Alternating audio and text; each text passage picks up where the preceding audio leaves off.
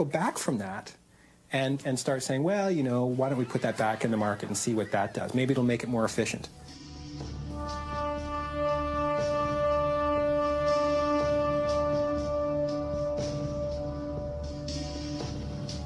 Privatization does not mean you take a public institution and give it to some nice person. It means you take a public institution and give it to an unaccountable tyranny.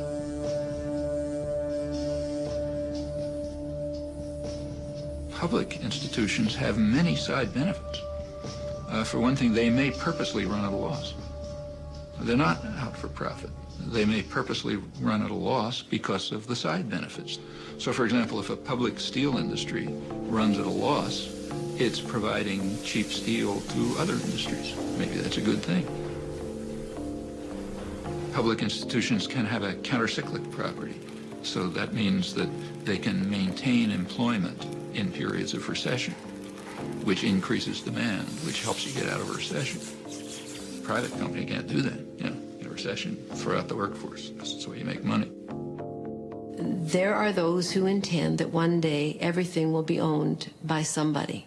And we're not just talking goods here. We're talking human rights, human services, essential services for life, education, public health, social assistance, pensions, housing. We're also talking about the survival of the planet, the areas that we believe must be maintained in the commons or under common control, or we will collectively die, water and air. Even in the case of air, there's been some progress. And here the idea is to say, look, we can't avoid the dumping of carbon dioxide. We can't avoid the dumping of sulfur oxides. At least we can't at the moment afford to stop doing that. So we're dumping a certain amount of stuff into the environment. So we're going to say, with the current tonnage of sulfur oxides, for example, we will say that is the limit, and we'll create permits for that amount. We'll give them to the people who've been doing the polluting, and now we will permit them to be traded. And so now, there's a price attached to polluting the environment. Now, wouldn't it be marvelous if we had one of those prices for everything? It sounds like you're advocating private ownership of every square inch of the planet. Absolutely. Every cubic foot of air, water. It sounds outlandish to say we want to have the whole universe, the whole of the earth owned.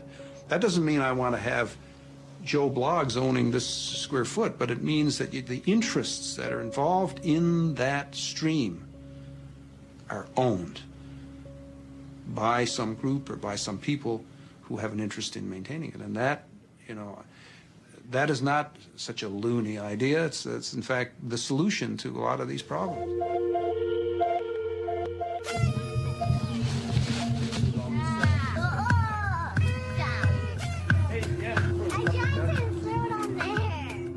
Imagine a world in which one of the things owned by a corporation was the song Happy Birthday. In fact, an AOL Time Warner subsidiary holds the copyright. In the past, it has demanded over $10,000 to allow you to hear anyone sing this popular song in a film. We didn't pay. We preferred to use the money to fly our crew to Boston and Los Angeles to bring you the following story. 5, 4, 3, 2, 1. Off into space. Man, that takes real teamwork. And here's a team of junior spacemen with an out-of-this-world breakfast. Comparing the marketing of yesteryear to the marketing of today is like comparing a BB gun to a smart bomb. It's not the same as when I was a kid, or even when the people who are young adults today were kids. It's much more sophisticated and it's much more pervasive. It's not that products themselves are bad or good.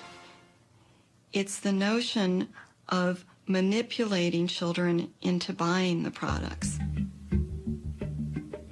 In 1998, Western International Media, Century City, and Lieberman Research Worldwide conducted a study on nagging. We asked parents to keep a diary for 3 weeks and to record every time, you could imagine, every time their child nagged them for a product. We asked them to record when, where, and why. This study was not to help parents cope with nagging. It was to help corporations help children nag for their products more effectively. Anywhere from 20% to 40% of purchases would not have occurred unless the child had nagged their parents. That is, we found, for example, a quarter of all visits to theme parks wouldn't have occurred unless a child nagged their parents. 4 out of 10 visits to places like Chuck E. Cheese would not have occurred. And any parent would understand that. You know, when I think of Chuck E. Cheese, oh my goodness, it's noise. And there's so many kids. Why would I want to spend 2 hours there? But if the child nags enough, you're going to go. We saw the same thing with movies, with home video, with fast food. We do have to break through this barrier where they do tell us, or they say they don't like it when their kids nag. Well, that's just a general attitude that they possess. It doesn't mean that they necessarily act upon it 100% of the time. You can manipulate consumers into wanting and therefore buying your products. It's a game. Children are not little adults. Their minds aren't developed. And what's happening is that marketers are playing to their developmental vulnerabilities. The advertising that children are exposed to today is honed by psychologists. It's enhanced by media technology that nobody ever thought was possible. The more insight you have about the consumer, the more creative you'll be in your communication strategies. So if that takes a psychologist, yeah, we want one of those on staff. I'm not saying that it's wrong to make things for children. You know, and I also think it's important to distinguish between psychologists who work on products for children, who help, you know, toy corporations make toys that are developmentally appropriate. I think that's great. That's different from selling the toys directly to the children. Initiative is huge. I think in the U.S. we place about $12 billion of media time. So we'll put it on TV, we'll put it in print, we'll put it in outdoor, we'll buy radio time. So we're the biggest buyers of advertising time and space in the U.S. and in the world. One family cannot combat an industry that spends $12 billion a year trying to get their children. They can't do it. They are tomorrow's adult consumers, so start talking with them now, build that relationship when they're younger, and you've got them as an adult.